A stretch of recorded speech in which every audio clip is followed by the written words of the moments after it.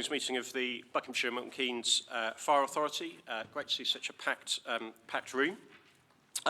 Just for the benefit of the public, the proceedings of today's meeting will be available, being recorded and will be available on our YouTube channel afterwards. If anybody who is on camera on the Teams meeting can make sure they stay off camera unless they're speaking, that would be greatly appreciated. So item number 1, apologies for absence. Councillor Bagg. Thank you. I think we also have apologies for lateness, potential lateness from Councillor Walsh as well. Sorry, Councillor Walsh, Councillor Wade. It's because I was looking at you. Yeah, no. Was that what you were about to say? Yeah, potentially lateness, but potential not at all, Chairman, depending on.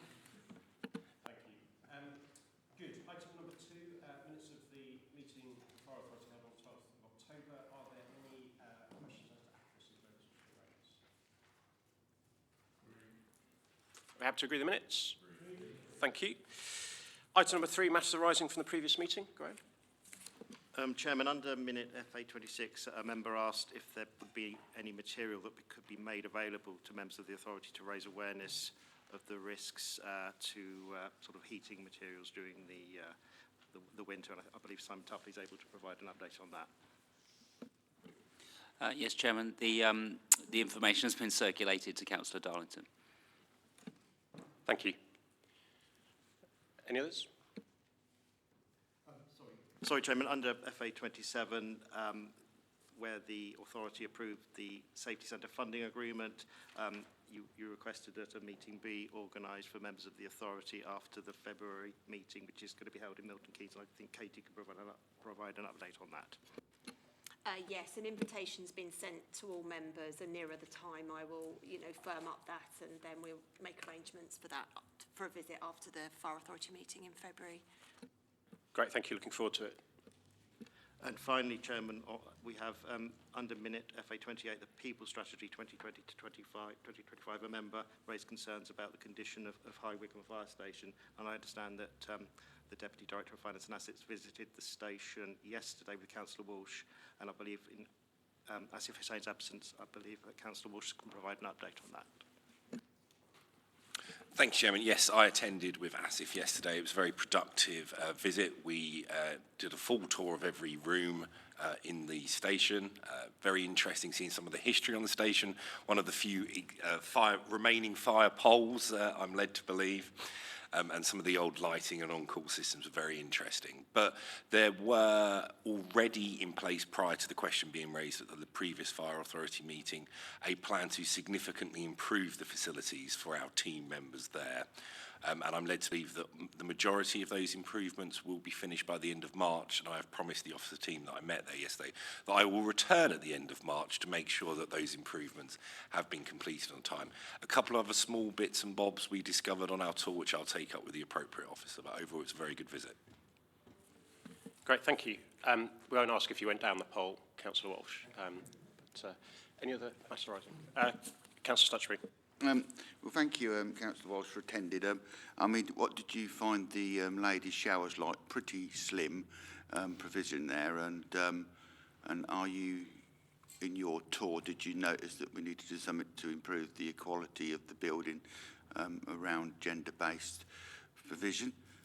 When I toured it some considerable time ago now, I felt that the showering facilities and stuff for our firefighters, female firefighters, was less than convincing, and you joked about the curtains being you'd look at the curtains, you haven't said how you found them, but I don't forget what people say, but I am seriously concerned about the provision up there, period. Now I'd like to have an update on how the work's going to progress, what work is going to be undertaken, and the timescale around that, because the environment that we choose to put people into work in really has an outcome in the way that they can manage to do their job, and I think you would agree with that. And I do think there's issues around those particular issues around the showers, because we choose to put our firefighters into positions of which no normal person would be put into, and it's important that they have the same facilities as they come out of a fire to be able to recover and freshen up as the men do, and I don't know whether you noticed that. Thank you.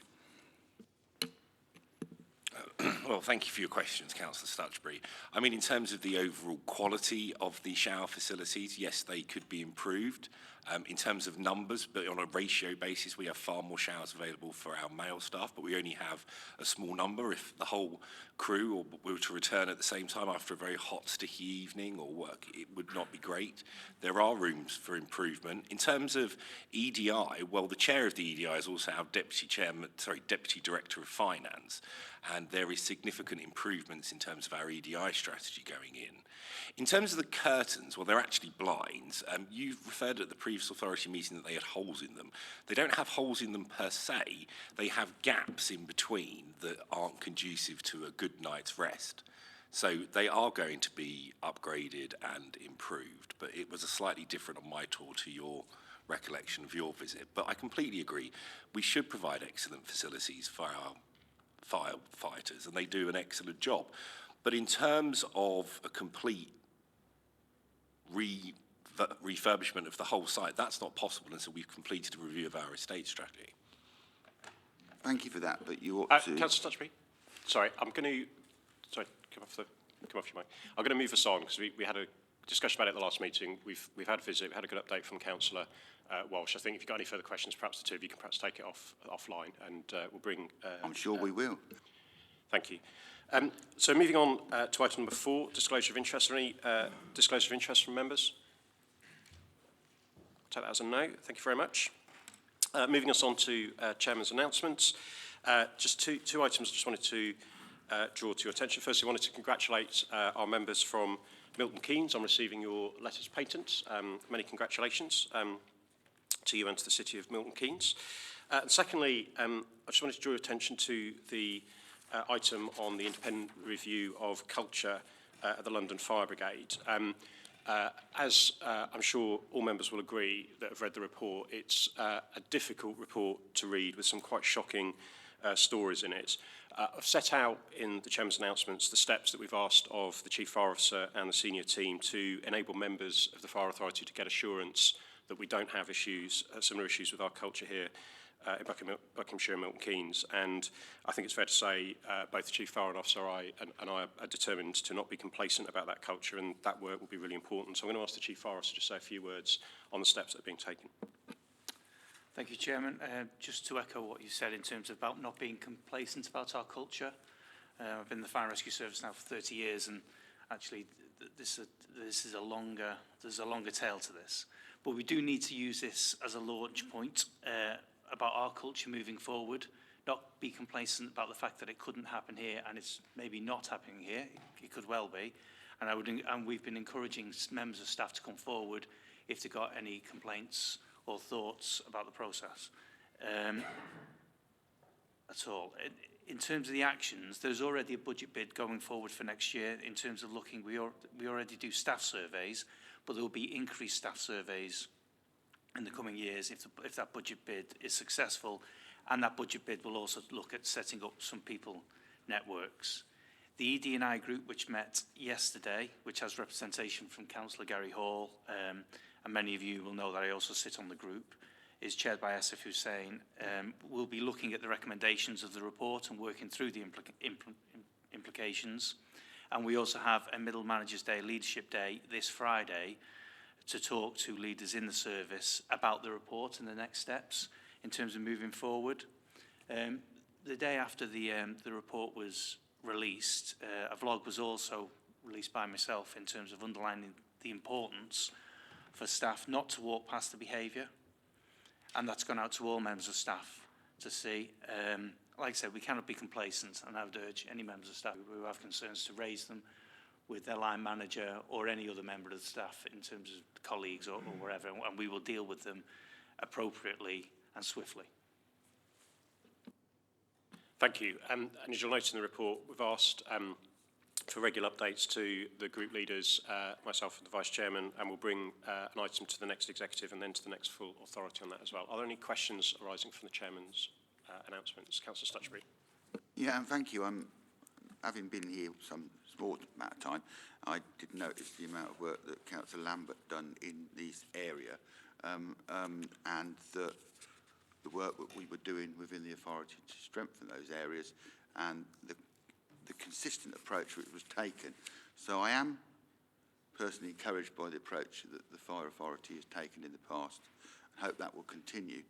Please can we ask for an early sight of any future changes reports to go to the next most appropriate committee to discuss it in more length rather than summarise what might be against what is, because there are lots of good things which have been done already which need to be taken into consideration against any changes we may have to implement. Yeah, so I'll respond to that. So I think it's important that the work is progressed by the Chief Forester and the team, and it isn't beholden to meetings of the authority or parts of the authority. Part of the reason for asking for regular updates to the group leaders, myself and the Vice Chairman, is that we meet regularly to discuss issues across the Fire Authority, and that seems a good way to make sure that we're keeping up to date. And I'm sure the group leaders will share any issues emerging with their groups. But as I said, we will bring it to the right committee for the first update to go to formally is the Executive Committee, and then we'll bring it to the next Fire Authority, which from memory is in February. So that will be the time that we'll bring it. Councillor Darlington. Thank you. So this is related to this item and also the knife angel item. I just wanted to congratulate our team down at the Hub for joining forces on White Ribbon Day and making that commitment for that station to become White Ribbon, and of course the Chief Fire Officer's own personal commitment. I can see he's wearing his white ribbon today as a, and I appreciate, this is not a formal proposal, but just something to consider about whether the whole Fire Authority, as part of our commitment to end violence and aggression towards women and girls and make that safer environment, that we become White Ribbon accredited as a whole as part of our efforts and dealing with some of the cultural elements that we were just talking about. Yes, I wholeheartedly agree. I attended the White Ribbon accreditation for Thames Valley Police recently. That was a very moving event in terms of the speakers that they had on, very moving as well in terms of that. From the next stage is what I've said to the Police and Crime Commissioner, because Thames Valley Police are White Ribbon accredited, is that he is chair of the collaboration board across the 3 Thames Valley Fire and Rescue Services, and I've suggested to him that we actually move forward and we share the learning from Thames Valley Police's accreditation process with other fire and rescue services, including our own, and it's definitely in the work plan as we move forward in terms of for our own fire and rescue service to go down that journey. Any help, and I know that you lead and done incredible work in terms of in Milton Keynes on this issue, and if you can help and support that, that'd be really, really helpful. We would be very happy to support all of our partner organisations in getting accredited, so absolutely. Thank you. Any other questions or items arising from the Chairman's announcements? Take that as a no. Thank you very much. Item number 6, petitions. Have we received any petitions? None, Chairman. Thank you. Item number 7, any questions? None, Chairman. Thank you. So moving on to substantive business. Next agenda item is the Manchester Arena Inquiry Publication Verbal Update. So I've asked officers to give us a verbal update on issues and findings arising from the Manchester Arena inquiry that we need to be aware of as an authority. I think Deputy Chief Fire Officer is going to cover this. Yeah, thank you, Chairman. Good morning, members. Members will be aware of the tragic events that occurred on the 22nd of May 2017 when an attack took place at the Manchester Arena, whereby a suicide bomber detonated his device in a publicly accessible area adjacent to the Arena Bowl as a concert by the singer Ariana Grande came to an end. The bomb killed 22 people who had attended the concert or were waiting outside for those who had, and injured many, many more. Following these tragic events, an independent public inquiry was established on the 22nd of October 2019 by the Home Secretary to investigate the deaths of the victims of the Arena attack, and this was chaired by the Honourable Sir John Saunders. Of course, we must and will always look to learn from these types of incidents, and our thoughts and wishes go out to the victims and the families of those affected by the appalling events of that evening. Volume 2 of the Public Inquiry Report was published on the 3rd of November this year. Volume 2 covers the emergency response element. Volume 1, which covered the security for the arena, was published previously in June 2021. A number of recommendations have been made following the issues around the emergency response of that night.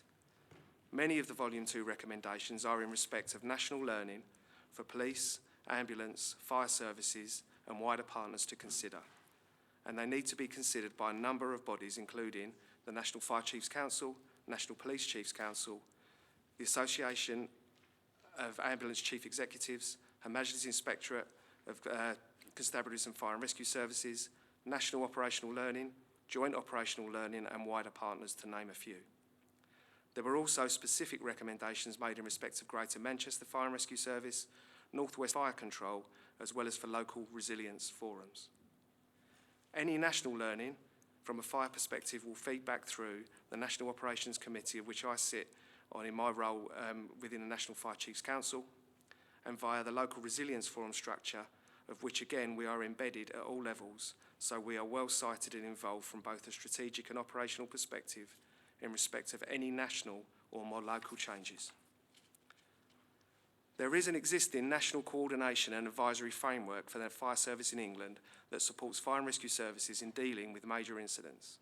Within this framework, there are a number of national resilience capabilities that have been forged to deal with large-scale incidents termed as New Dimensions incidents.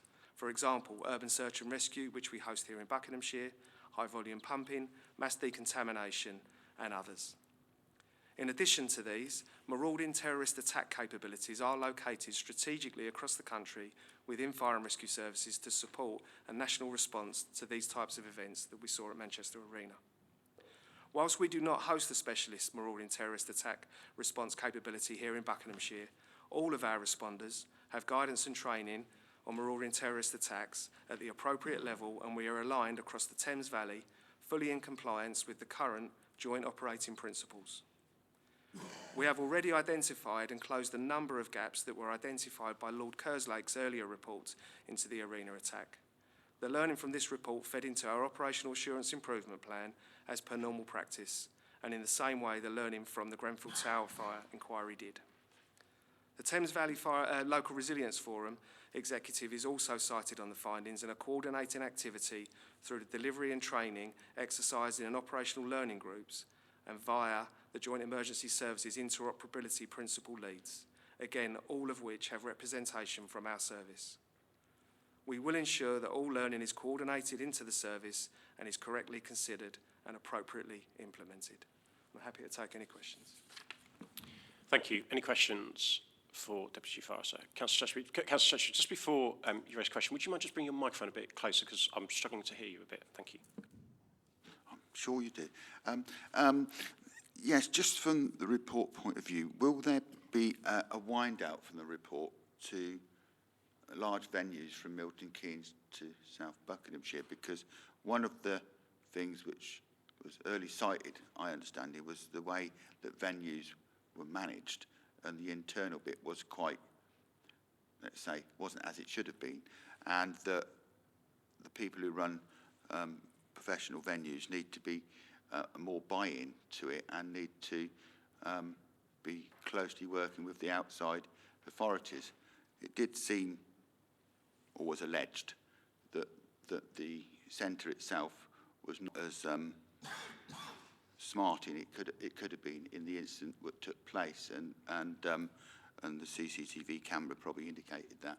Will we be winding that out to any advice to make sure that commercial and large venues take this on board? Because not to do so, I think, would be a mistake. Thank you. Yeah, thanks, Councillor Stutchby. As I previously mentioned, Volume 1 of the inquiry was published back in 2021, and that made recommendations for the likes of people that run arenas and other big events in that respect. So those organisations should have taken those recommendations on board and implemented those. And obviously when we're risk assessing premises with our partners, those recommendations form part of that risk assessment. Thank you. Any other questions? Okay, thank you very much.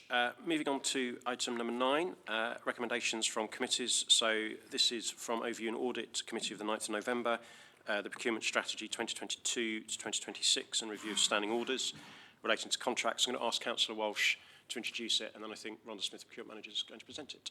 Thank you. Thank you, Chairman. So this is the Procurement Strategy and the review of the standing orders. I'm looking at which officer is going to do the detail on this one. Excellent. I'll hand over. Thank you. Thank Thank you. These two documents have been reviewed jointly as they both feed into one another for our procurement activities across the service. The procurement strategy, the original procurement strategy had expired in 2020 and a new strategy was required. This was delayed due to various issues, including the outcomes of Brexit, which took much longer than we were expecting, and also some impact from the pandemic. A new strategy has now been created. In the interim period before this strategy would go live, work did continue, but it's not contained. There was a lapse between the last strategy and this one. This strategy aligns to the National Fire Chief Council's own procurement strategies, which included a self-assessment that we carried out against that strategy.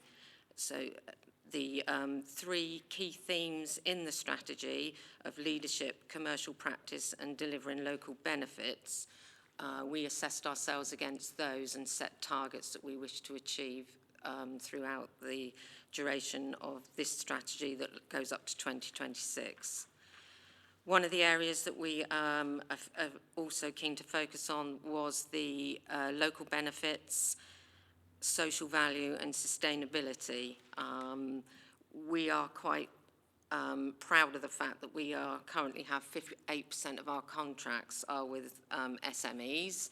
We would like to continue to support that and improve on that if we can, and we believe this strategy will support us in delivering that.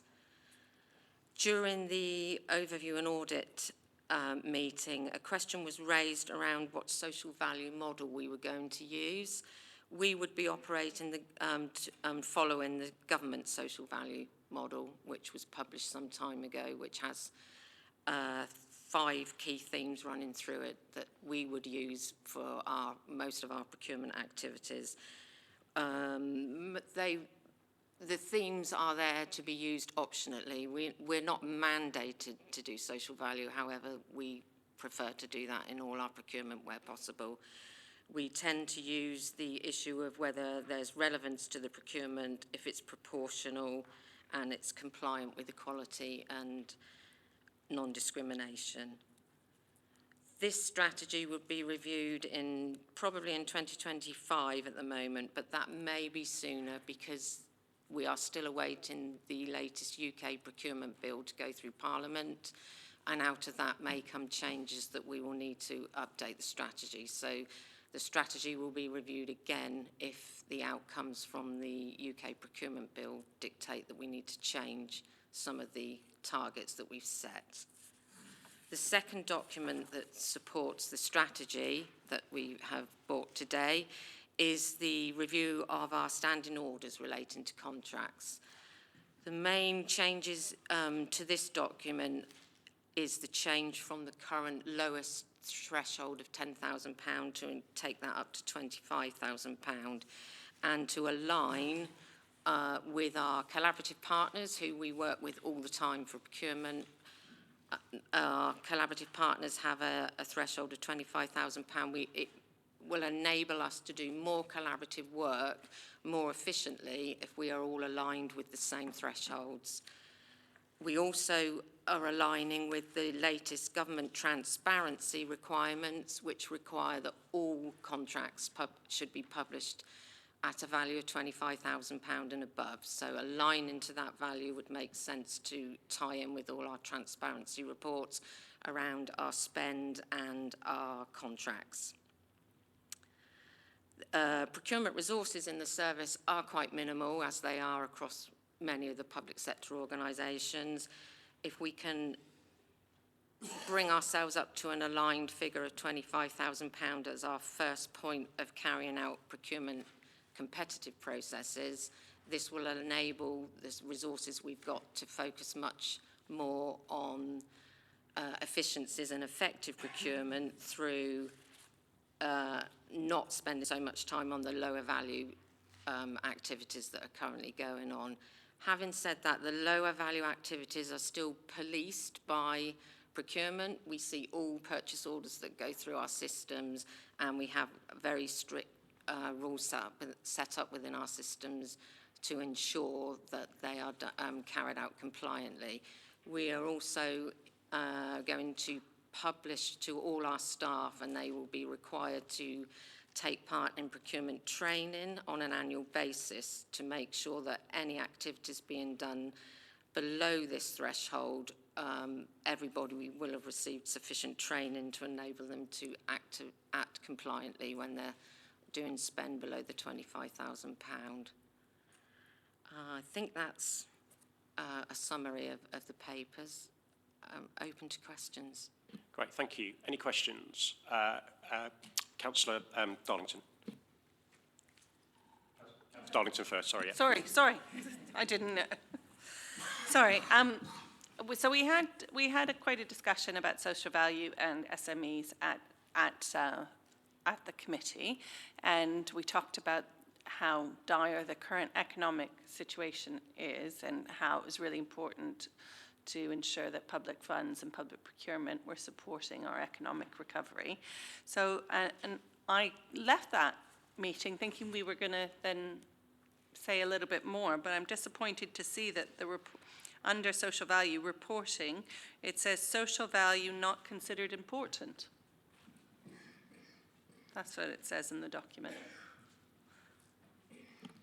Sorry, Councillor Darlington, can you point to where it's saying that in the document? Yeah, so if you go into page 35, top of page 35, where it's talking about social value, so bottom of page 34, it says, internal management, no senior officer given direct reporting responsibility for social value. And then under reporting, it says minimum, social value not considered important. Yes, that was when we carried out the assessment several years ago. That's where we were at that time. So our assessment at that time is that's where we sat. The strategy is for us to develop and improve. We are at the time of doing the assessment. We assessed ourselves as just being at stage of developing. The target that we are looking to achieve is to move that up to the criteria of mature by carrying out the strategies that we are saying we would now like to do for social value. So at that time, that's where we were. Our strategy will take us so that we achieve a higher ranking of mature because we will have put in new practices. Right, so what's the timeline on that piece of work, and when will the board be, or the overview and whatever the committee see the results of that? Work is already going on now, as we now adopt social value as part of our evaluation process in all our procurement processes. So we certainly can report back to ONA on where we've got to and on it. We can do that as regularly as you would like us to do that. Okay. Yes, Thank please. you. Councillor Christensen. Thank you, Chairman. Just actually on the same theme of SMEs, I was just wondering if you could expand a bit on the sort of the challenge around, it's great that we're promoting more work with SMEs, but obviously they don't necessarily always have the scale and economies of scale to compete with much larger organisations. So how do we balance promoting more work with local SMEs against our duty to get best value and lower costs, which are often afforded by larger suppliers? I think when we do our procurement, we look very much at which market it would best fit to and what are our different options. Our spend is not huge compared to larger public organisations. We break down a lot of our tenders. We do not necessarily go out. We don't tend to put every single activity into one contract. We break them into much smaller contracts. We don't necessarily do one tender with lots of small lots. We actually divide them up and award lots of smaller contracts to attract the smaller businesses. When we've got things that are very standard that you're not going to probably get a lot of benefit either for a small business or for the organisation, then we tend to use the public sector frameworks where they are working with larger companies, but we get the benefits then from the commercial aggregation on those. So it very much depends on what it is that we're procuring. Okay. Happy with that, Councillor Christensen? I think so, yes, thank you. Councillor Carroll. Yes, Chairman. I do remember, I've got a very good memory, and we did have a very good discussion on social values, and thanks for your input into that. And it was agreed, and I always say at every meeting, this will be coming back to our committee again. And so I think it's been established that you will be coming back in the future. Okay. Thank you. Councillor Stutchery.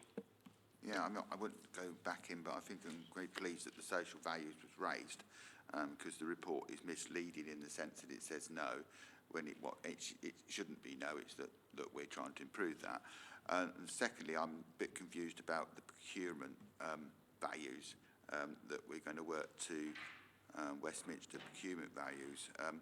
So one might suggest that sometimes they're quite challenging to audit and see whether they actually, the way that you award contracts. Could we have something come back to audit around an understanding of what the policy will be and how that will be implemented for procurement values? Because where we place monies and who we place monies to is rather important, and we only have to read or look at inquiries ongoing in Westminster. These aren't easy things to govern, and there's always two strict opinions around it. So I'd like to think that we'd get some early sight of the values of what we're going to be applying. As it was worded that we'd be following Westminster procurement values, which I would probably think would be quite testing for us. Thank you. I think it'd be entirely wrong for me to guide what overview and audit should cover, so I'll leave that for the chairman of overview and audit to work through with its members what they wish to see. Any other questions or comments? Okay, we're being asked to approve the procurement strategy 2022 to 26 and the standing orders relating to contracts as amended. Members happy to approve? Thank you very much. Thank you very much. So moving on to item number 10, which is 2025-2030 service planning. I'm going to hand over in a second to Stuart Gowanlock, but just as introduction, the report sets out the reasons why we've decided to bring forward the service planning activity, and that's set out on page 58. I'll ask Stuart just to take us through the paper. Thank you. Thank you, Chairman. So as you know, our current service plans comprising of our 5-year public safety and corporate plans run out at the end of March 2025. That may seem a long way off, but in planning cycle terms it is not, particularly in light of the feedback from the HMI CFRS in relation to our current public safety plan, and also with the advent of the new fire standard for community risk management planning, which is shown at Appendix 2, which is pages 65 to 69. Together with an underpinning range of new risk analysis and management methodologies that are also emerging to support the fire standard. Our analysis of these indicates that our future planning will be a more data and resource intensive process than was previously the case. This means that we need to get the planning process underway pretty much as of now if we are to be in a position to go live with new plans with effect from April 2025. At Appendix 1, on page 63, you will see an outline process and timeline for the production of the new plans, which will cover the period 2025 to 2030. These will comprise what we now propose to call our Community Risk Management Plan, CRMP, to align with the fire standard, and then the follow-on corporate plan. Alongside all the analytical and modelling work, for which we have allowed the best part of a year to undertake, is the public consultation aspect of the process. Our approach to this is based on the gunning principles, which set out the key legal and good practice requirements for proper consultation, which state that they should be conducted at a formative stage before decisions are taken, allow sufficient time for people to participate and respond, and provide stakeholders with sufficient background information to allow them to consider the issues and any proposals intelligently and critically, and also be properly taken into consideration before any decisions are finally taken. To meet these requirements, we propose to conduct the consultation in 2 stages. The first, a listening and engagement stage, will be designed to explore public and other stakeholder perceptions of risk in the community, expectations of us as a service, and some of the potential ways that we might approach meeting the challenges that we face. The outcomes of this will be used to inform the development of the new CRMP, which will then be subject to a full 12-week public consultation before being presented back to the full Fire Authority, along with the outcomes of the consultation and any recommended changes to the CRMP in light of the consultation feedback. Key dates to note are September 2023, when we will report back to you on the outcomes of the first stage listening and engagement consultation work. February 2024, when we will bring the draft 2025 to 2030 CRMP for Fire Authority approval to release for the formal public consultation. And then September 2024, when we will bring you the feedback from the consultation and the finalised CRMP for approval.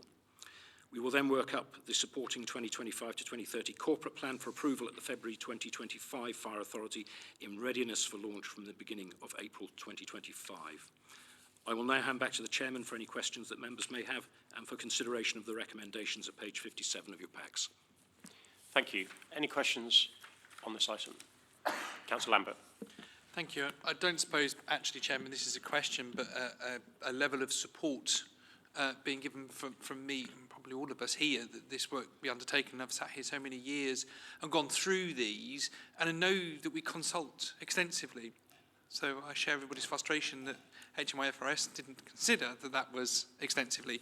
And I suppose it really is to see what can we do that's different about our consultation to make them feel that, oh, you've really gone that extra mile.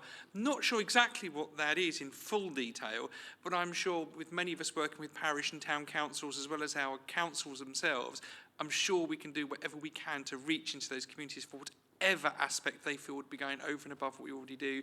It may be brand new mediums that we don't yet know about, perhaps. Osmosis even could be something we could try.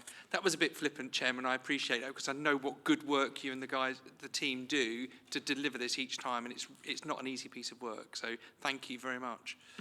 Thank you. I think it's a well-made point. It is important. We do learn from last time, Stuart. Thank you. No, the HMI feedback on it was interesting insofar as we've been through all of the HMI reports from the current round of inspections, and there are other services that have adopted virtually the same approach as us and got commended for it, which we found rather perplexing. But obviously we will explore all ways of improving our processes as we always seek to do. But thank you. Councillor Chappell. Thank you, Chairman. Chairman, with this item and, excuse me, the next item, we're discussing both the health and safety. One is the annual and this is the one for the 5 years forward.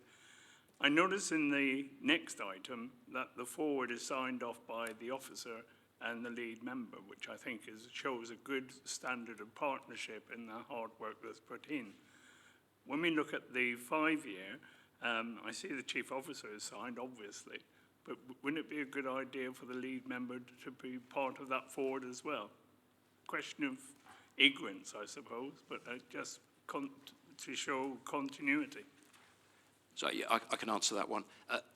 Actually, yes, when you see the published plan, there's a foreword to the plan, which is a joint foreword from the chairman of the authority and the chief fire officer. So that is done. Thank you. Councillor Marland. Thank you.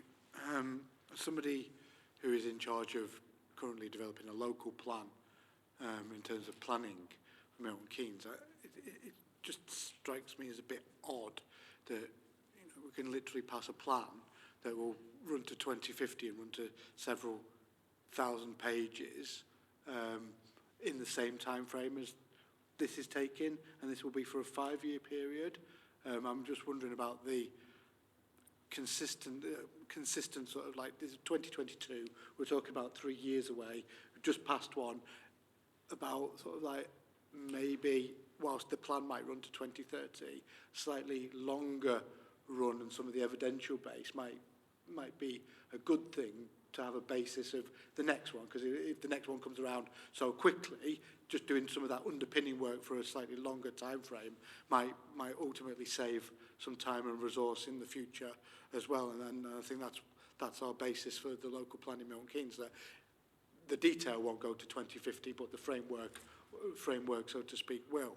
And I suppose the other question is, we're only now 2 years into the current 5-year plan, just making sure that we don't lose focus on delivering the current plan whilst doing all the work that will no doubt be quite intensive to do the next plan.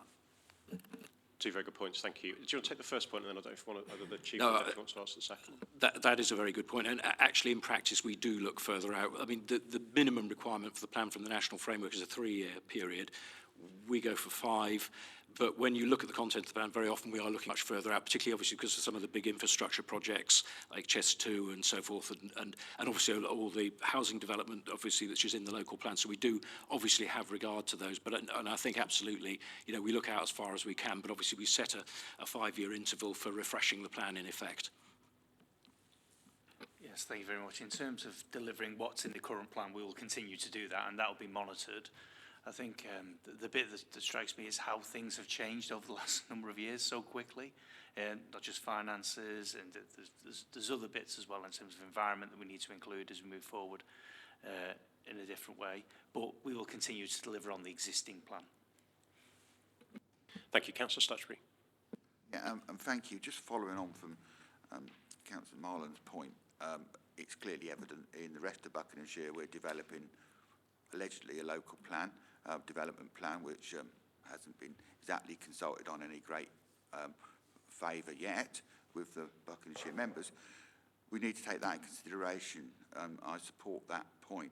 What I would like to ask is a detailed question to understand. We cite the Fire and Service Act 2004. We also cite the Authority's Corporate Risk Register. We also cite in the document the Fire Reform White Paper and consultation. From my view, how will that influence or direct our corporate register going forward? Because there's a previous piece of legislation against a future piece of legislation and the way we operate. And I think we need to understand as members how those three things, trilogy, actually work together. Thank you. Thank you. Just before I ask Stuart to answer that, can I just ask, if there are issues about things going on in other authorities, I think it's important you save that for other authorities and we keep focused on the issues of this authority. So make sure we cover that in future points. Stuart.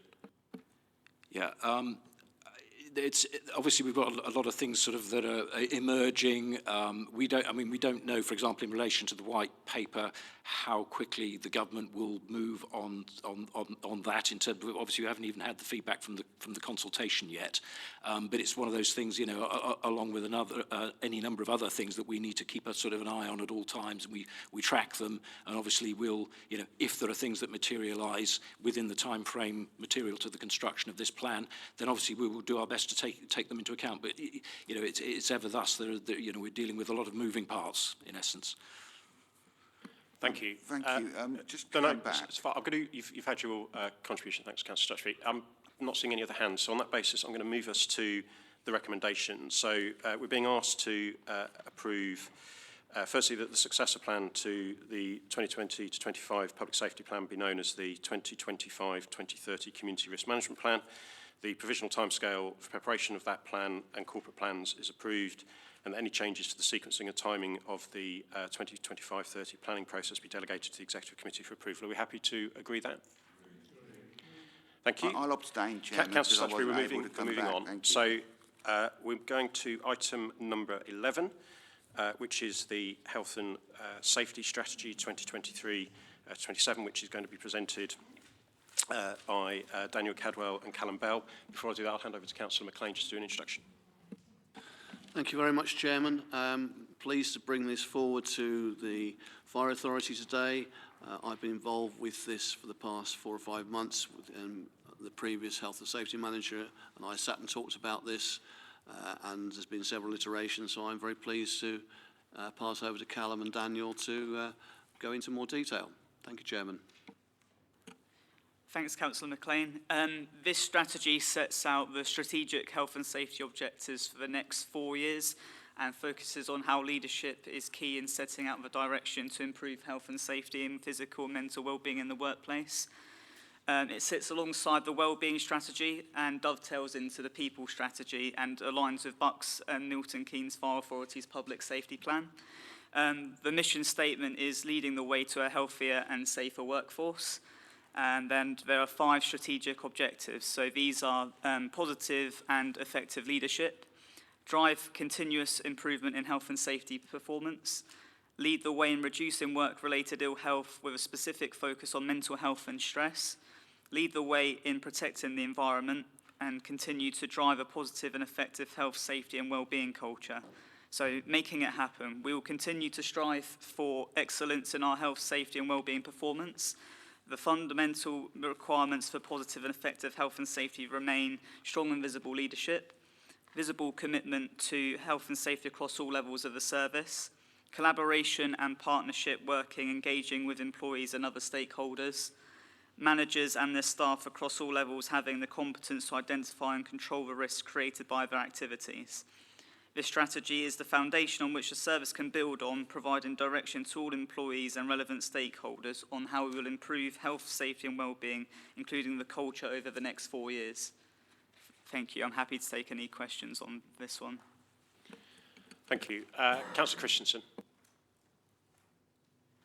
Thank you, Chairman. On the whole, the report reads very well, but there is a statistical contradiction set out on page 7 of the report.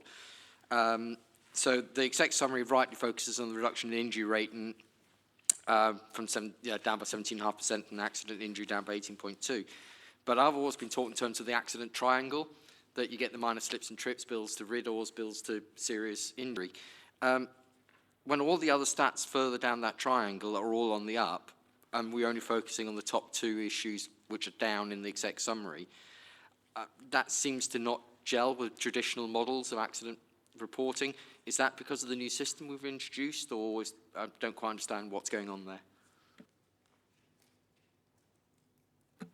Sorry, are we talking about the Health and Safety Annual Report paper or the strategy paper? Yeah, it's just the data, because normally what you find is that things like when near misses are up and RIDDORs are up, they kind of lead to suggest that in the future we'll have more injury rates and accident rates. And what we seem to be seeing is a really good reduction in serious injury, but the lower level data is pointing the other way.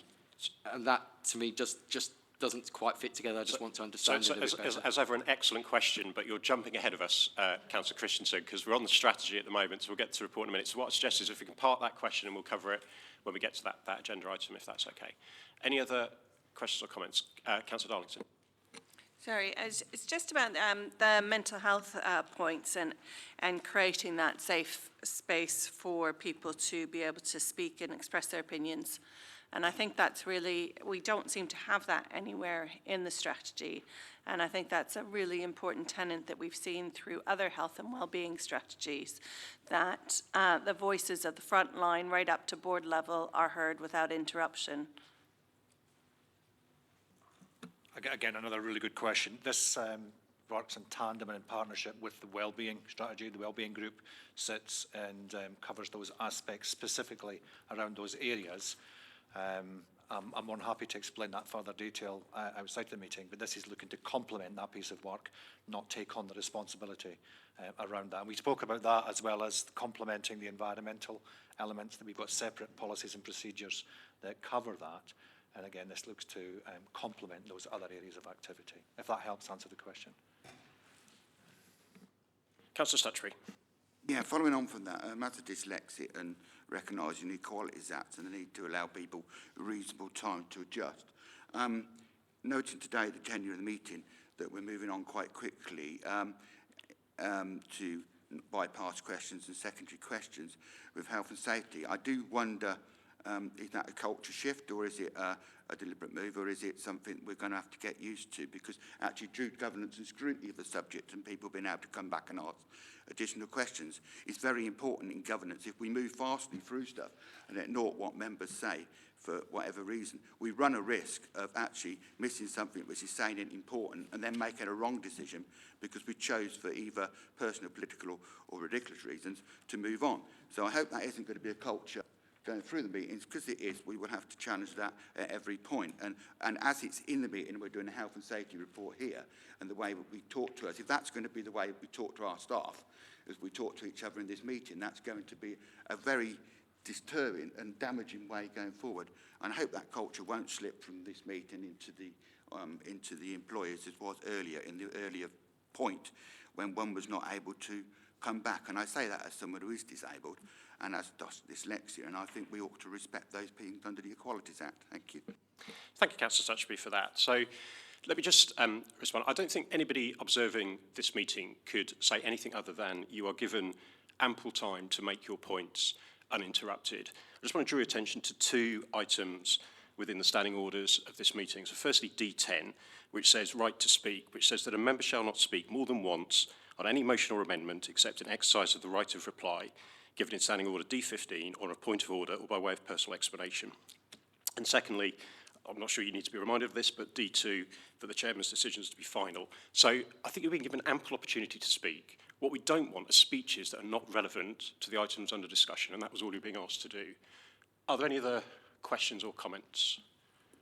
No. Can I just ask a question related to the equality impact assessment, which is on page 13. So I was struck that the outcome of the equality impact is that, that all of the areas are neutral from the strategy.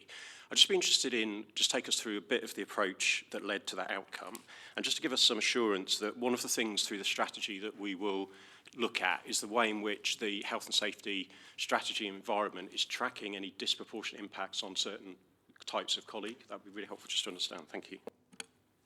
Thank you, Councillor. So the reasoning behind, so all aspects of protected characteristics were considered. However, so in considering all this, we determined that it was broadly neutral, as this strategy should maintain a positive health and safety culture. And we did consider the data around that which we use to analyse, and it does not target any protected characteristics specifically. However, we look into specific bits of data more broadly.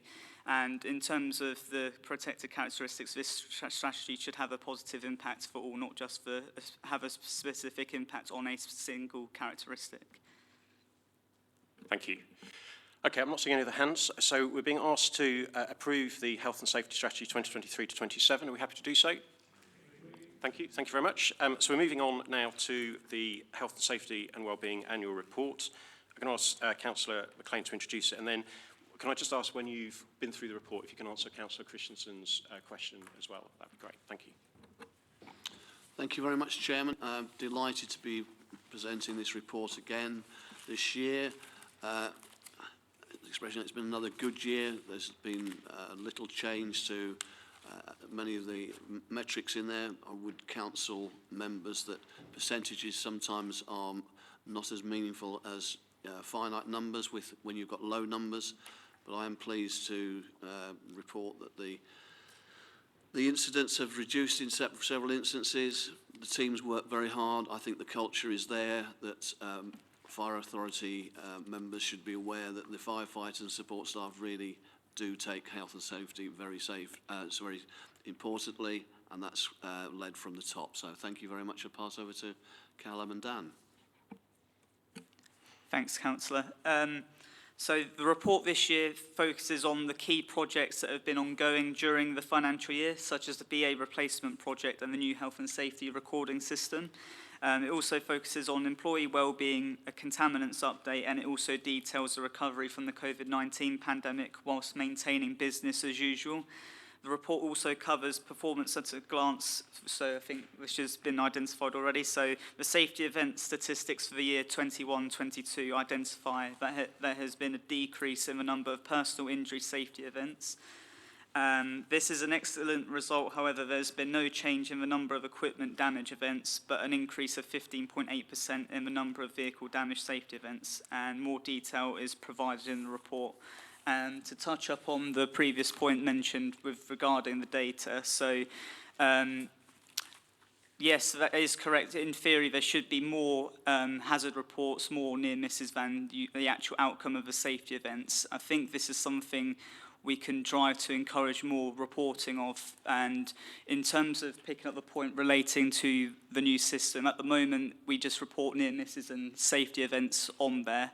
However, I am looking at building into the capability to make hazard reporting easier and more accessible for everyone else. So hopefully, once this is introduced, we'll be able to hopefully see a more balancing of the triangle. But again, it is down to also encouraging staff to report more hazards and near misses where sometimes they may not necessarily realise the impact of these.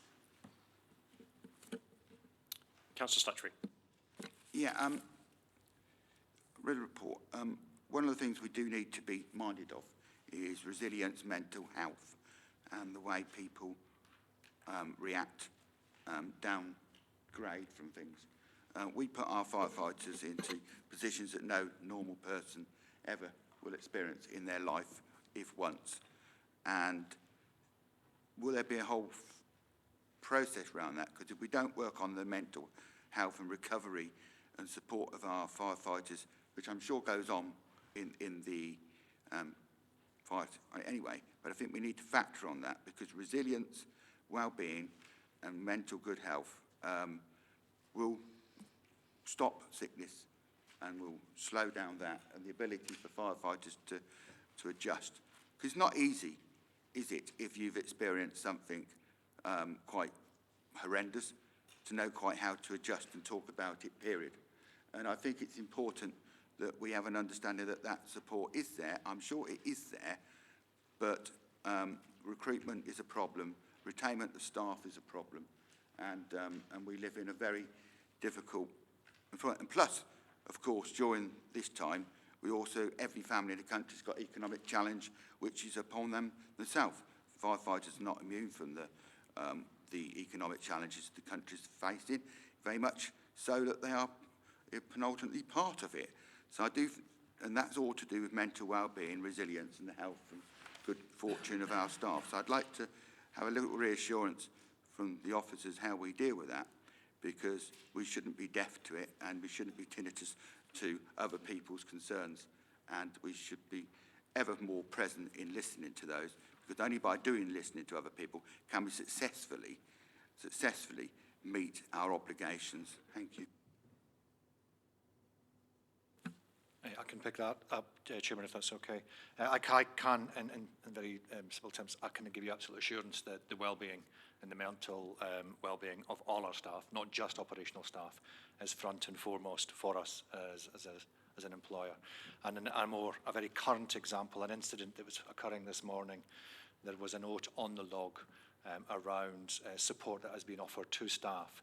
So that is something that is front and foremost to all staff, all officers, all managers that attend and look at ensuring that the health and well-being of other staff continues to be a priority. And I thank you very much for that, and the courteous way that you responded. It's much appreciated. Thank you. Councillor Marden. Thank you. I think, while overall, I think good progress has been made and is quite clear. One slightly worrying thing on page 8 of the report, 98 of the agenda, is that while overall numbers are down, the numbers of serious reportable offences have gone up by 100%, almost 100%, notwithstanding that one of those, COVID, is probably unavoidable. Often health and safety breaches are a matter of not following procedure rather than procedure itself. So could you just maybe have you get any detail in those serious incidences, how they were investigated, and if the majority of those came back as not following procedure, or were there any extremely serious incidences? An incident is more serious where the policy or the process is deemed to have failed rather than following that process. Or are there any major incidents where the authority effectively had not taken due steps? Thanks, Councillor. So in terms of the dangerous occurrences, so those 3 dangerous occurrences don't relate to injuries. So this will be relating to a BA malfunction. So this may be down to potential things such as a check not being completed or something being up with the set, which was then investigated. An example I can give into this was an event happened at the Fire Service College during training, and as part of that investigation, the BA engineer and myself went to Blythe to meet the supplier to ascertain the reasonings for the failings of this, and that was then ascertained during the investigation in their lab. In terms of the major injuries, so These ones are relating again to heat-induced illness through training. So these may not necessarily be reported by other fire and rescue services. So this relates to injuries relating to being in a confined space due to the extreme heat that we expose our staff to, and potentially could be an issue to pick up during training, but these were also reported as a precaution. And the other one related to fracture that's mentioned in there is also to do with an operational incident where due care was not taken by that specific individual. In terms of the over 7-day sickness absences, so a lot of our injuries are musculoskeletal, and a lot of these relate to potential just movements at incidents where potentially things like a pulled muscle by moving it within the incident ground has caused several days sickness. And obviously in terms of that, we treat that as a moderate level investigation, and when we have over 7-day sickness, they are investigated fully and all findings are reported back onto our system, and any any items requiring highlighting are also mentioned within our Health, Safety, Wellbeing Committee meetings. Thank you. Councillor Darlington. Can I just ask a follow-up Yeah. question to that?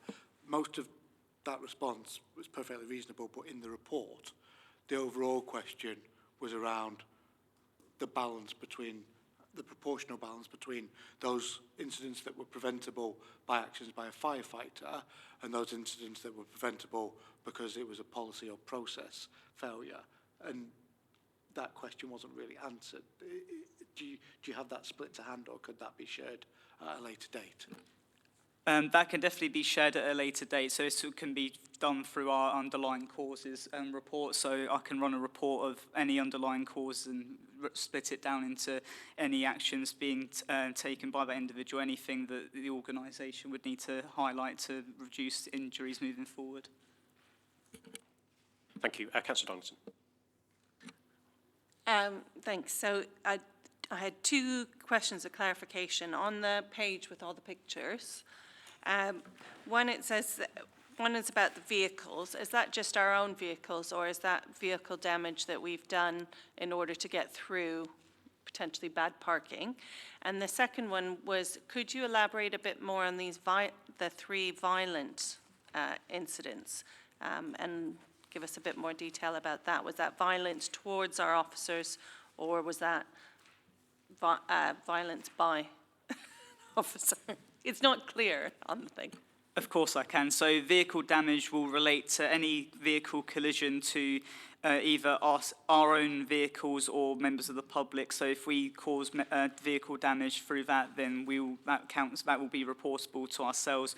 Vehicle damage will also include things that are picked up that are by firefighters on routine checks that have been damaged, or through means of driving where it's not through a collision but may have been through other means that cannot be determined and will be subject to an investigation. In terms of acts of violence, that is acts of violence to our members of staff. So an example I can give is fireworks being shot at a fire appliance, so an act of violence directly towards our staff. So it is mainly those sort of acts are included in those stats. That's awful. Sorry, but that's really awful. But it would be useful, just, I don't know if other people would find it useful, but to understand when we talk about vehicle damage, what is damage to other people's vehicles and what is damage to our own appliances. That would, just in future, I'm not asking for it now. Thank you. Councillor Lambert. Thank you, Chairman. My question's been answered. Thank you. Thank you.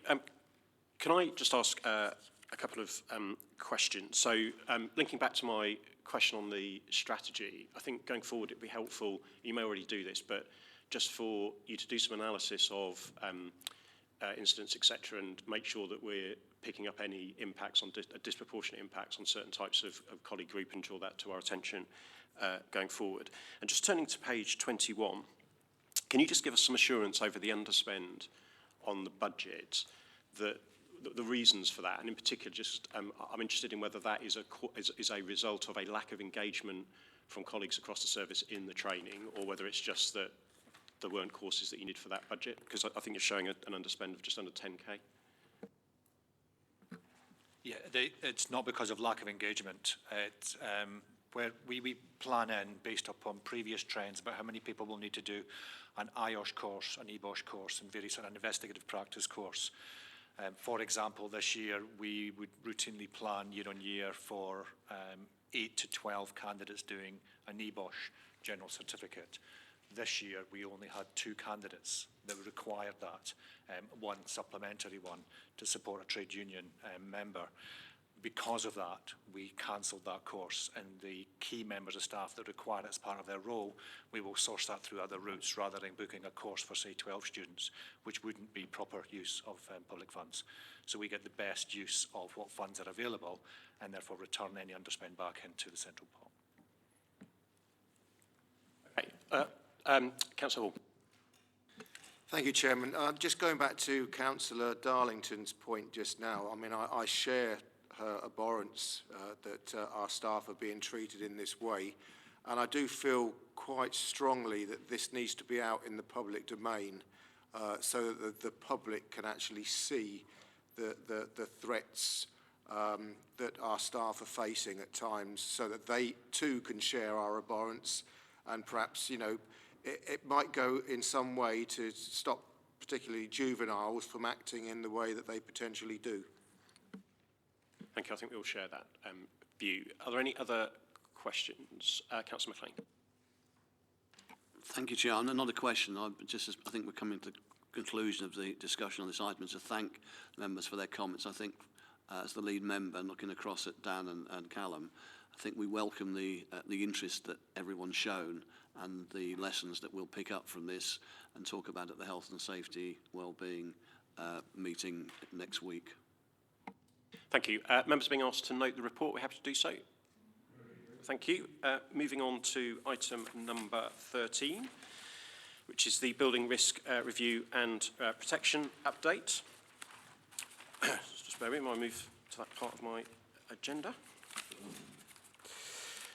So this is providing us with an update on the fire standard protection self-assessment. So I'm going to hand over to Steve Hawkins, who I think is going to run through it.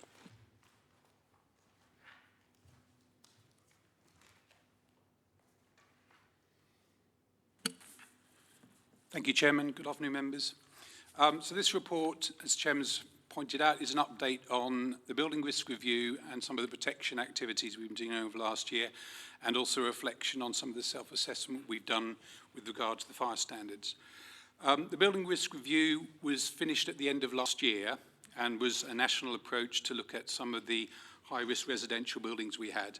That review we completed a month ahead of schedule, and we don't plan to bring any more back to members with regard to that. The work doesn't cease, so you'll be pleased to hear that we continue to work with all responsible people for any high-risk building, and that's part of the day-to-day activity, though the risk review as such now has completed. The protection, as far as protection goes, so we have historically over the last couple of years had money from the Home Office and the government regarding an uplift programme following on from Grenfell. We've been looking at how best to use this money. Generally, we've been speaking about business engagement and trying to encourage a little more engagement around some of the work previous to doing any audit process that we might do as far as protection goes. So that money has been invested in having a business engagement officer. We've also looked to increase our staff training for operational staff as well. We have an awful lot of operational staff who are out and about and visit people and have incidents, and we perhaps don't make best use of their eyes, so we're looking to ensure that they get protection training so that every time an operational member of staff is out, they can notice things that otherwise we might not get an opportunity to. That has resulted in a much heavier impact between protection and ops in a good way. A few more complaints, which we welcome because then we can act on those. And it's actually been really, really beneficial for both the ops side and for protection. We're also looking at some technological improvements, and changes to the software and hardware to again improve the way we might carry out audits and contribute that information towards the ops crews and even some of the prevention work that might be going on simultaneously. We've just started also a building risk review as part, sorry, not the building risk review, a risk-based inspection programme as part of a follow-on from the building risk review. That will continue some of the work around some of the higher risk residential buildings, but we're also looking at higher risk buildings such as hotels and care homes, which do have a sleep risk, and that obviously forms part of that based on risk. As part of the competency, members may or may not be aware as part of the Building Safety Act that there's a regulator now, the HSE are in charge of regulating buildings. We aren't contributing anybody to that particular group at the moment, but we will work on contributing, or we will work on receiving information from those building regulators towards what we term, or has been termed, a golden thread approach to buildings. So it is hoped that those regulators will have early input into any development of buildings, all the way through the occupancy, to which we have some responsibility, and then even towards the demolition or the finishing of that building. So that is part of that progress, and we're looking to maintain that work with those particular regulators. That's I'm anticipating starting in August next year. Fire standards, we did a self-assessment halfway through the year, and you can see that in Appendix 2 on page 133 of your pack. It was noted that question 2, which we revolved around the equality impact assessment, we stated that we weren't really complying with. As part of a consultation process, that has been removed because the anticipation is that equality impact assessment is ongoing and part of what we do on a daily basis and part of every approach we would have with any kind of audit process. So that now has been intertwined with question 1. And then we've obviously, you see some of the legislation that has recently come out that affects us, the Building Safety Act, that gives us a little bit more responsibility to balconies and direct doors onto flats. That previously we've probably always had responsibility for, but gives some clarity where there was previously a little bit of ambiguity. The fire safety regulations that come into force in January next year, again, is all around residential buildings, and particularly those of a higher risk, those above 18 metres, and again reflects some of the work we'll be doing next year around increasing, looking at doors and looking at some of the external cladding that previously may have concerned us. That is a broader reflection on what we've done to date this year. I'm happy to take any questions if there are any. Thank you. Thank you. Just before I move to questions, and I think we did briefly cover this when we did the pre-meet, but I've, in various meetings, including the Fire Commission and some chairs meetings, had various presentations from HSE on the Building Safety Act. And I think actually it's quite important for members to get comfortable in understanding the implications of that and indeed the fire safety regulations. So I wonder if in the new year we could arrange perhaps just a briefing session for members to take them through the Act and understand what the implications for us are in the wider system. I know we've spoken about this previously. Of course, I'm perfectly happy to do that. If there's a drive and a desire for it, yes, absolutely. Councillor Stutchbury. Yeah, thank you very much for the report. There are some things that we need to, following on from that, take consideration. The Fire Safety Act, which came into effect in April 2021, and the Fire Safety England regulations and the Buildings Act, Fire Buildings Act, which comes into place in 2023. And you go through to the mentions about environmental impacts and stuff. There's a pattern here. Both of those pieces of legislation were through necessity of disaster. And we've just had environmental impacts, which is mould in buildings and people. So I'm sure that we'll have another chunk of regulations and legislation coming down the lines to do that. I'm also minded that the only reason we're on this authority is because we sit on other authorities, and that really gives us the reason to be here. And that the duty of collaboration and the legal implications of what the fire authority does against the risk management and the building regulations. I really think that there needs to be some close managing of this. And to the earlier subject mentioned about development plans, and if we are not bedded into the site of those development plans and making sure that the regulatory bodies and the development buildings are not built, we are in danger of not learning from our previous problems.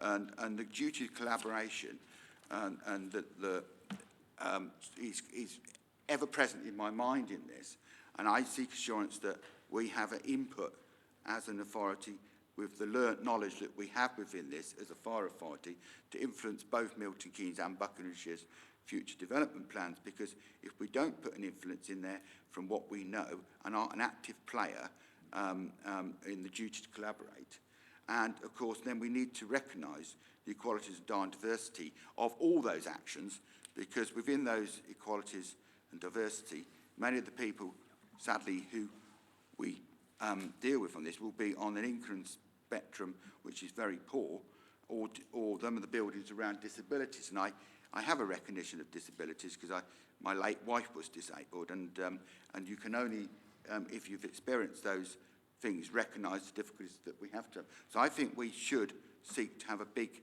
play in this, because what I wouldn't want to see is through accident and design that we don't take on board all these things, plus the environmental risks of mould and stuff in the building, because we will visit those buildings as for other things, for fire inspections, and we do that, and I applaud the staff for what they do, but we may pick up stuff which is an environmental risk and be able to be a good signaller, because not everyone who lives in a building recognises that they live in an unhealthy building purely because they haven't had the experience or the knowledge to know that it is unhealthy.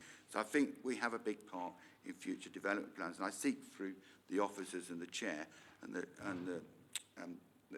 authority to understand how we're going to do that.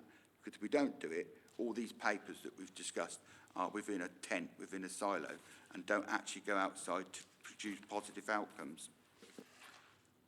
Yes, I can answer a number of those issues. So we regularly consult. So we consult non-statutorily, regularly with any building design, and we don't have a statutory consultation, but the Fire or the Building Safety Act is hopefully trying to iron out some of your concerns, I think, around some of the environmental impact, and that's why the HSE is the regulating body, because they will look at that whole piece all the way through, from the moment of concept right through to the moment of demolition.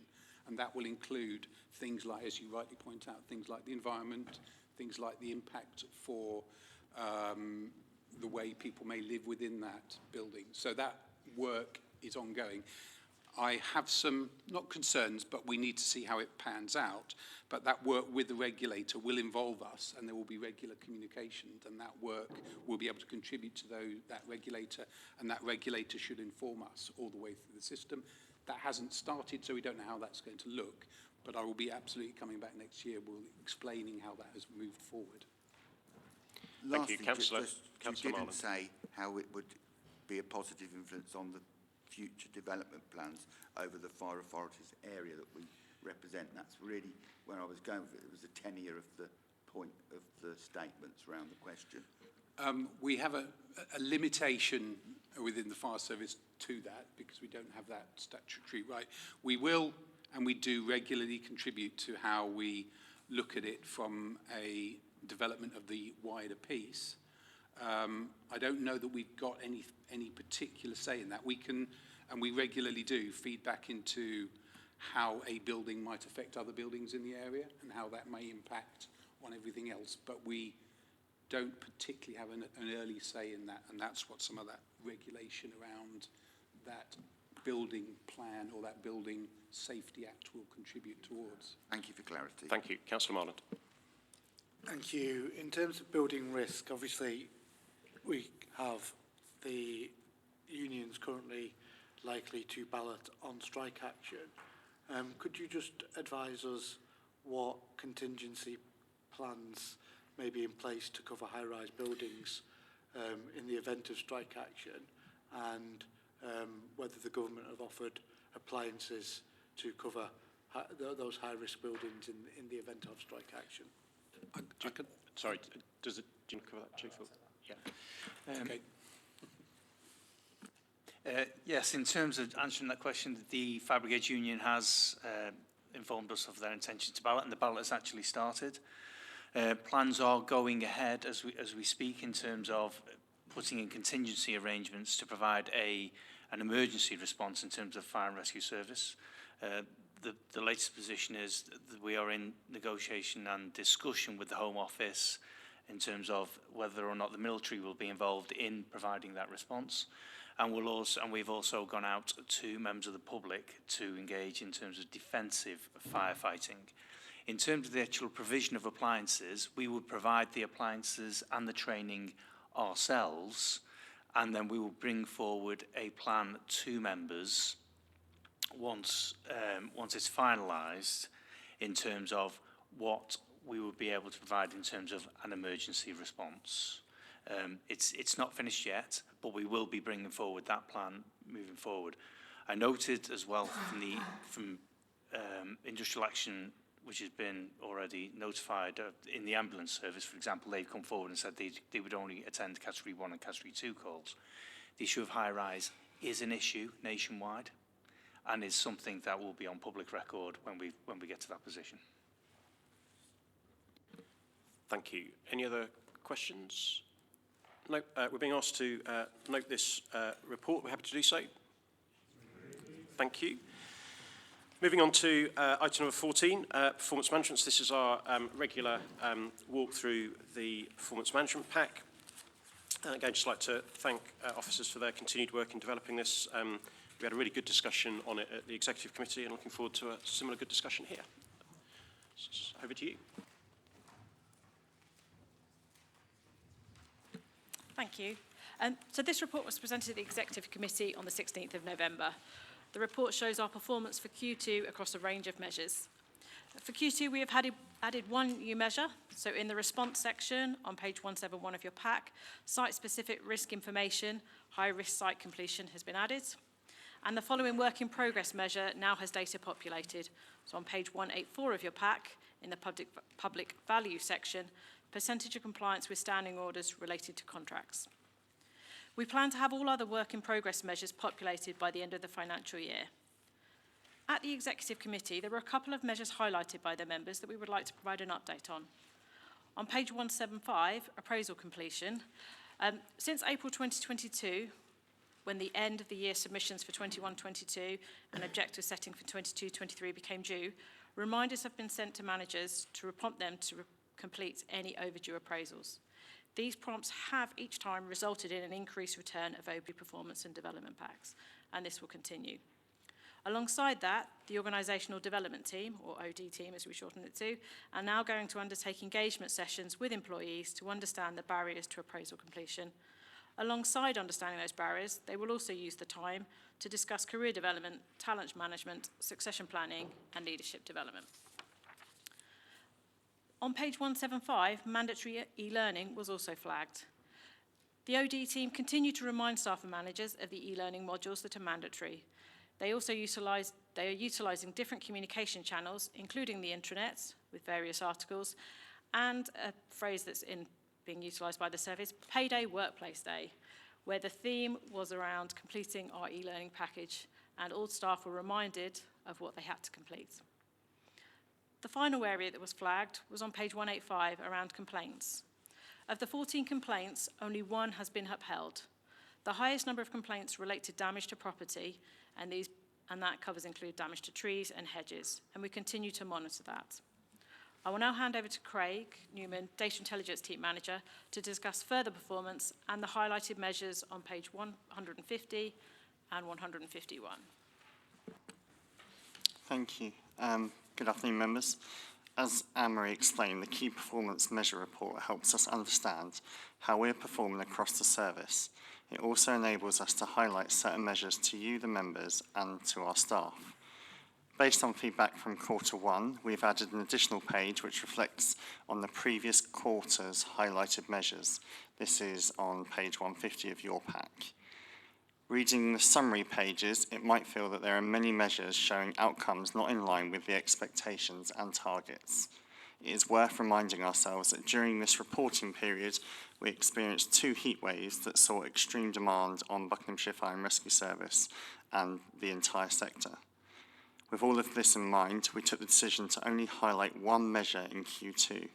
I provided an update version on page 151 in which you can see the details of this highlighted measure named average attendance time to all incidents.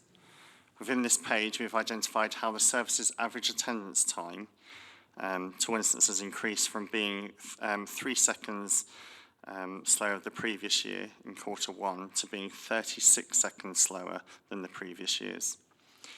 This is a common theme across several of our measures, most of which we hope to cover within the Summer Pressures final report. I appreciate that there's a lot of information in the report, so I'm happy to take any questions that you may have at this time. Thank you. Any questions, comments on the report? Councillor Darlington. So it's particularly in relation to the fire and wellness visits. I mean, given the HM, I won't get the acronym right, but you know the report I'm talking about. It's not just that we're not meeting the target, we are so far behind the target. So we're supposed to have completed 1,800 by September, and we've done 732. I mean, that's significant.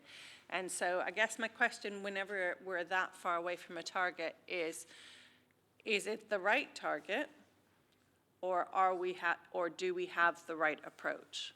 Because something's failing there, right? Sorry, you finished. Apologies. Yeah, 2 good questions. I'm going to ask Simon Tuffley to answer them. Thank you. Yes, thank you, Councillor. That's a good question. I think this was raised in the executive committee as well in terms of the numbers of home fire safety visits completed. They are not yet at the target that we want to be at. But the team has been through a significant restructure since the HMI report, and you will know that there's also a prevention improvement plan with 60 recommendations which we're working through. There's been a significant amount of recruitment into the central team this year, and a lot of work in terms of joining up the prevention activity between the central team and the stations. So what the team have done this year, in terms of the onboarding of that new team, that takes 4 to 6 months as well to get them up and running and delivering the fire and wellness visits that we want them to be doing in the high-risk premises that they'll be doing. So we've put the foundations in place. We're not yet at that target, but I've given a commitment to the executive committee that by April we will be hitting the 300 target for this year. The thing is, with the HMI report, it did draw a focus on those numbers of visits. I will say that we're very good at targeting, and we don't want to sacrifice that targeting because we are quite lean in terms of our numbers across the service. So we don't want to sacrifice the targeting for numbers, but we do appreciate that we do need to get those numbers up. So it is work in progress, and I hope to see improvement on that in the future. And just so on the second point about is the target right, are you confident we've got the target at the right level?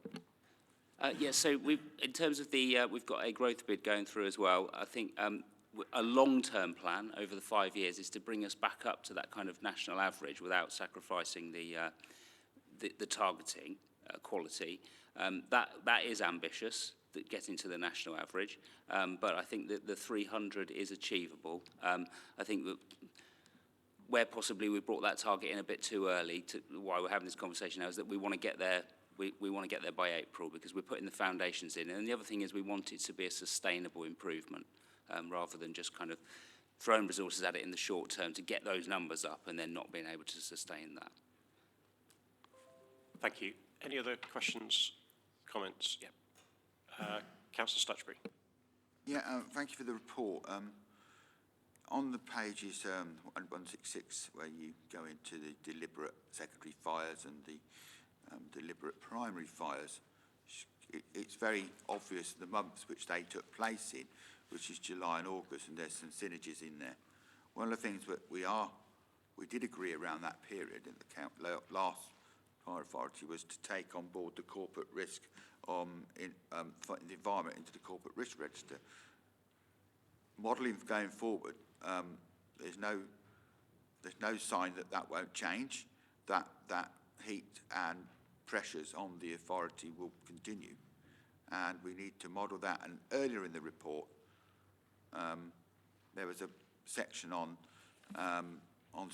full-time firefighters and how we were managing that and keeping the levels up, because without firefighters to service the actions of individuals in the community against fires which are accidentally started, we're under immense pressure to meet that. And it was mentioned, I believe, in the September meeting, I think by the Chief Fire Officer, that we actually came close to breaking point on that day. There was every unit in the country was out at that particular time during that particular period, and it shows in our recorded data that there was, primary fires and secondary fires were high during that period. And I think we need to monitor it. We need to keep where it goes forward. And hopefully now that we are got the environment on the corporate risk register, it will start pointing towards where we need more resources. But I can't predict where it will go, but the report says what it says, and it shows what's happened, and it shows what may happen again. And I don't know what the answers are, only just to say that we need to keep monitoring it to make sure that we put resources in and get the staff we need to do that. Who's best placed to answer that? I'm happy to comment. The only thing I would say is that we are monitoring, hence the report. What this will do is help feed into the previous mentioned report, which is the Public Safety Plan, CRMP. So this will help feed into that and identify those risks. So it's not necessarily about just demand, it's about resilience as well. And this will help feed that part of the CRMP, identifying those risks. And as part of that report, we will try and identify how we will react to those and manage those. So I don't know if that's what you were getting towards, but... Primarily, yes. Good. One thing that caught my eye in between executive and rereading for this meeting, which I don't think I quite added together and got my head around before, is the false alarms in the home and the non-domestic false alarms, which I've lost the page that it's on there. Sorry, just bear with me. Anyway, you know where the two measures are. And whilst we're tracking a green level overall, I think false alarms in the home in September was above where we'd want it to be. When you add the aggregate false alarms picture together, it's quite a high number. And I was just interested in views on, is that giving us cause for concern? Is there anything in the trends? And what proactive action can we take, particularly to drive down the non-domestic false alarms?